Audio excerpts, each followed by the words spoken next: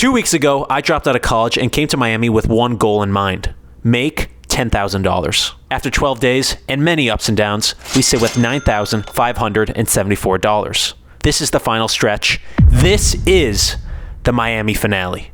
Roll the intro. Hey, that's me, and I'm dropping out of college to play poker. I currently have $50,000 in my bankroll, but I need to double it and make $100,000 by the end of the summer, or my parents will disown me. And this is where we're currently at. Now, if you didn't catch the last episode, we're fucking rich. We had some crazy high-stakes sessions, and we now sit just $426 away from achieving our goal of $10,000. 2 days left of the Miami trip, and we only need to make $426. You couldn't see the 6 there, but go into the casino right now, the Hard Rock, gonna play some 5-10, maybe some 2-5, and just do it now. Why not now? Why not us? Somebody once told me the world is gonna roll me.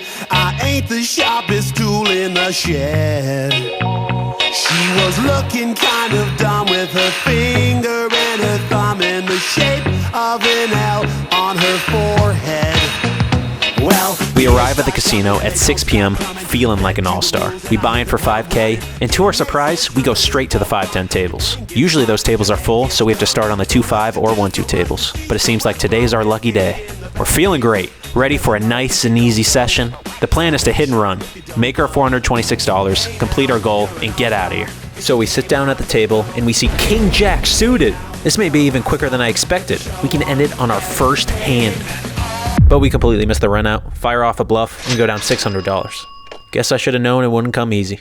I only got to play a couple more small hands before the 5-10 table breaks about 30 minutes after I sat down. And so I went to the front desk trying to get onto a different table. And they tell me there's no other 5-10 tables running and the 2-5 tables are full. Instead, they have a 10-25 game going with no one on the wait list. So I had to make a choice. I could either play this huge 10-25 game, which is way too risky given I'm just a few $100s away from my goal, or I could make the sensible decision and play at the 1-2 tables, crush all the fish swimming about, and ride off into the sunset with my $10,000. And so I think it's pretty obvious which choice we make. We walk over to the 1-2 tables before turning around and sprinting to the 10-25 tables. Mama ain't raised no bitch. But actually, we grab some food before we sit down at the table.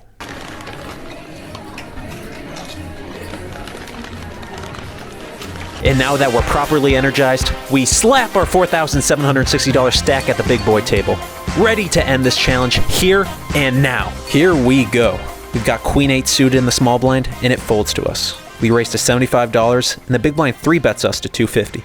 Blind versus blind, just a simple call. Flop comes Jack, 9, 2 clubs, and the big blind C-bets for $150. We opt to just call it with our gut shot, and the turn comes a straight completing 7 of spades. The big blind fires another bet, this time for $400. But this is where we decide to turn up the heat and check raise to $1350. I decide to rep the straight here with the 8 blocker and with no showdown. But the big blind must be hitting the sauna because he's not scared to get fiery, and he puts in the call. The river comes a brutal flush completing 5 of clubs. I suspect the dealer works as a fireman on the side with the way he extinguished my dreams of bluffing this river. Without a club in my hand, I think I just have to give up here. I check, as does he, and he reveals King Jack of diamonds.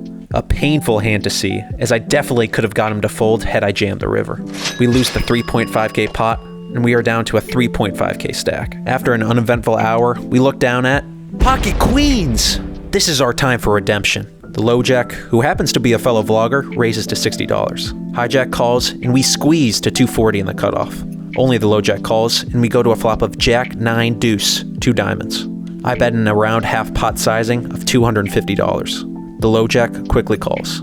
Turn is a brick, the 3 of spades. We size up for the river jam and bet $750. My coworker calls once again. The river, the 6 of diamonds, bringing in the front door flush.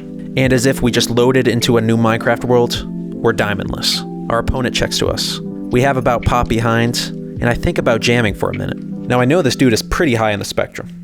The nit spectrum, of course. Combine that with the fact that we're not likely to get called off by much worse, and I refrain from jamming. It's like what the Green Goblin said. You either die a hero, or you play long enough to become a nit. And so I play the nitty check. We show our pocket queens, and he mucks. Still unsure if we got the max, but we do scoop in the 2.6K pop. And now around midnight, we are back to even, our original $5,000 in our stack. Just one more decent pot, and we'll have done it. But instead, my stack slowly dwindles away as I lose small pot after small pot. I played for another 2.5 hours and just couldn't get anything, unfortunately. We end up with $3,800 in our stack, down $1,200 on the session. So close, yet so far away. I left the casino determined to complete my mission tomorrow. Our final chance. I needed to get home and go to bed. I need as much rest as possible for our huge day tomorrow. But my friends wanted IHOP, so I didn't actually get back home till like 6 in the morning. Far from ideal. How nice it is outside. You would think that it's morning. Well, it is morning, but you'd think I had just woken up.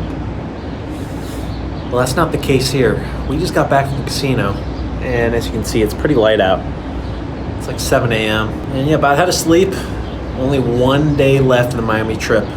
One more day, and we kind of blew it today. Lost 1,200, which means we still have 1,600 to make tomorrow if we want to hit our 10K goal. So gonna go to sleep, get some rest, head back to the Hard Rock tomorrow. It's the next day now. Final day of the Miami trip. Absolutely insane to think about that. It's been an absolute blast playing a bunch of poker, posting this content for you guys, all the support. I mean, it's been absolutely insane. Never would have believed it would have done this well. And it really just makes me want to play more and improve the quality of the content and keep going. So I appreciate it a bunch. And with that being said, we got one more day left, which means one more session. So let's go out there and let's do that. Before we hit the casino though, we got to hit the gym, get a lift in, feel good, and then play good. What's up, guys? Today I'm going to show you guys what a typical leg day looks like for me at the gym. So I always start my leg days with some bicep curls. Pretty standard stuff. 10 sets of 30 reps with a 10-second negative.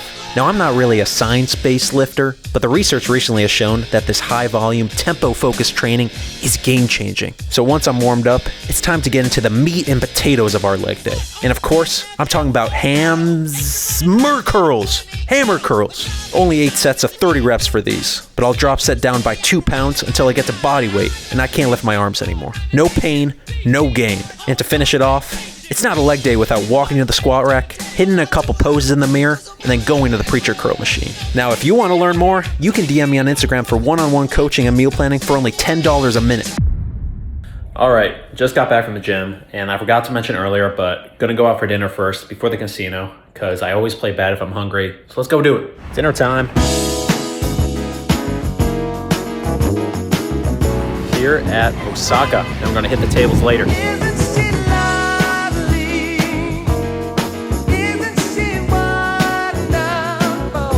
All right, just finished dinner, absolutely insane. But now it's time to make back that money and more. Casino time. Walking down the stairs right now, about to walk into the casino, and then let's win some money.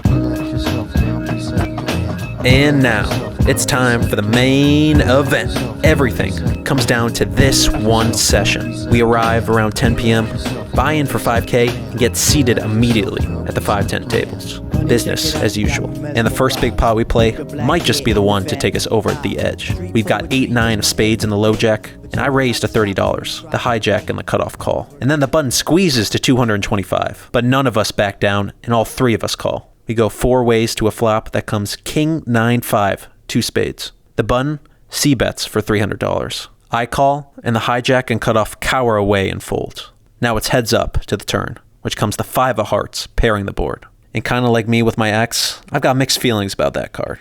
The button continues betting as he goes $575, and we've got no choice but to call with our middle pair and flush draw. We await the river, our fate dependent on this single card. The dealer slowly peels a 6. The 6 of spades! My heart was racing, but I had to keep my poker face in check. I briefly pondered the possibility of a donk bet, but given the situation, I feel I have no other choice but to check. And so I do. The button takes his time with his decision. This dude has been shooting bets out like prime Kobe. There's no way he passes in this moment. I wait, and I wait, praying he sends his chips to the middle. But after a minute that felt like an hour, the button checks. We reveal our flush, and he throws his cards away. I rake in the chips and count my stack. Surely we've done it now. But as I count the final chips, my stack sits at $4,050. We're up $1,550 on the session, meaning we are still $76 away from our $10,000 goal. If only I'd bet just $100 on the river. It would have been over. I asked my opponent, a European kid, what he had, and he responded in a French accent. You minimum. I was devastated. But now was not the time to live in the past. We sit in arm's reach of our ultimate goal. It's so close, I could smell it. Any tiny pot, and we're in the clear. But hand after hand, we lose little by little. We go a full hour with pretty much no action, and we chip down to $3,500 in our stack. I was losing hope. But then I looked down at pocket nines. We were still within striking distance, and this could be the hand to get us to the finish line. By the way, we've now got the $25 straddle running on the table. The hijack raises to $100. Cutoff calls. And now we 3-bet to $500 from the small blind. The hijack folds, but to our surprise, the cutoff calls. The flop comes Jack 4 deuce, 2 hearts. I calculated the pot. If I could just take it down at this point, we'd reach the 10K mark. And I was just so antsy to wrap this session up, so I bet $450, about 40% of the pot. I'm begging that this dude folds, but this guy's got other plans. Almost immediately, our opponent jams for a whole stack. Now this one hurt. My initial thought was, what value does he have here that jams? Wouldn't the jack just call?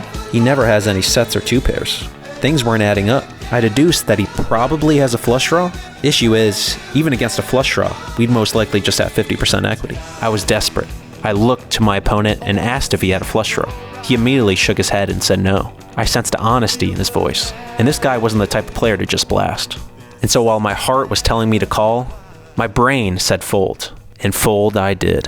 And as our opponent raked in his chips, he showed us the king of clubs. He must have had kings or king jack suited, so we know we made the right decision. But that doesn't make the pain go away. My stack is down to $2,650. The average player would probably just call it here. Only a special man could find the willpower to persist in this moment. We won't give up. No, we can't give up. I've given up too much to fall short here, and so I lock in. We get queen 10 suited, and we 3-bet jam the turn with a straight and a flush draw. Our opponent's fold. Bang! $1,700 pot coming our way. Then we get 5-4 offsuit in the straddle, and it limps around. The board runs out deuce 3 7 9 4, and we go for the triple B, the big baller bluff. It folds around, and one dude shows top set. Bang! 800 buckaroos. Of course, in between these big ones, we lose some small pots as well, but we build our stack back up to $3,900, just $300 away from glory. And then, the final hand. Whew. This is it, the pot that will cement us as legends, or leave us as another what-if story.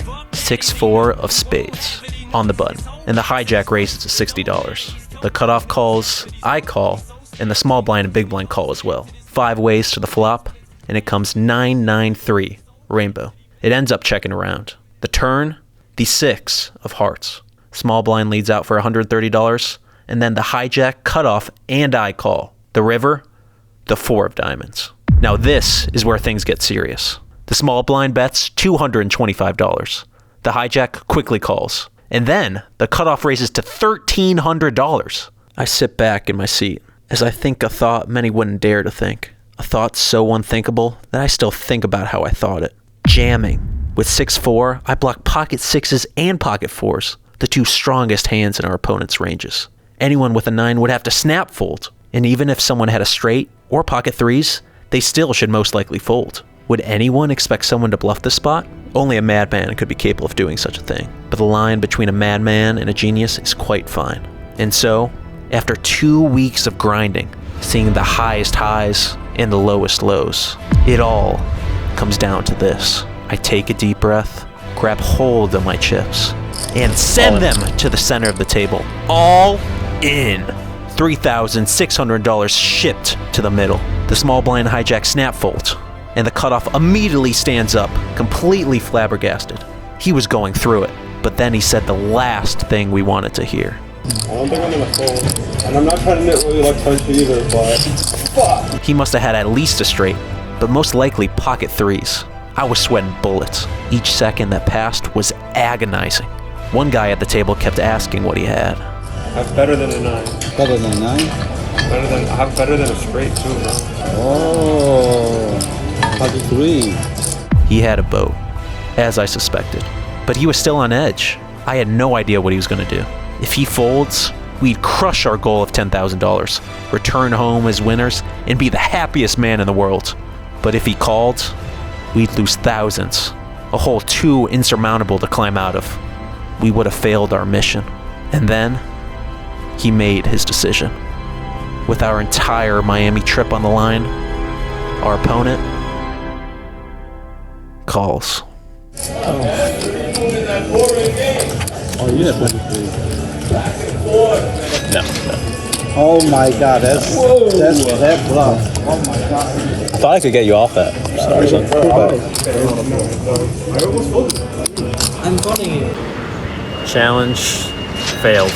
But we went out swinging. I mean, $8,000 bluff in the last hand gone wrong. We blocked like the nut boats, blocked pocket sixes, pocket fours. We decided, fuck it, let's go for it. We got a huge fold from this guy a couple hands earlier with the 5-4 hand. Yeah, he just didn't believe me. Called me with the boat. To be honest, I'm repping better. He doesn't beat value, so I like the bluff a lot. Probably the only hand that I would ever turn into a bluff there. Obviously went down 2,500 on the session, so not good. Not good for the bankroll. We missed our 10K mark, but still went up 7K the past 2 weeks here on the Miami trip, so I'll take it. She packed my bags last night, pre-flight. Just got back from the casino. It is currently 6 a.m. Another late session. Crazy last pot. Was it suicidal? Was it idiotic? Was it insanely creative? You know, probably all the above. I gotta go to sleep now. 6 a.m. Gotta wake up at 9 a.m. So I got a flight in the morning back to Chicago, back to home to see the parents. Just woke up. It is 10:17 a.m. Feel awful, but it was a great trip. Gotta pack up. Gotta get ready to leave. I miss my wife. It's lonely out in space on such a timeless flight. And I think it's gonna be a long, long time till touchdown brings me round again to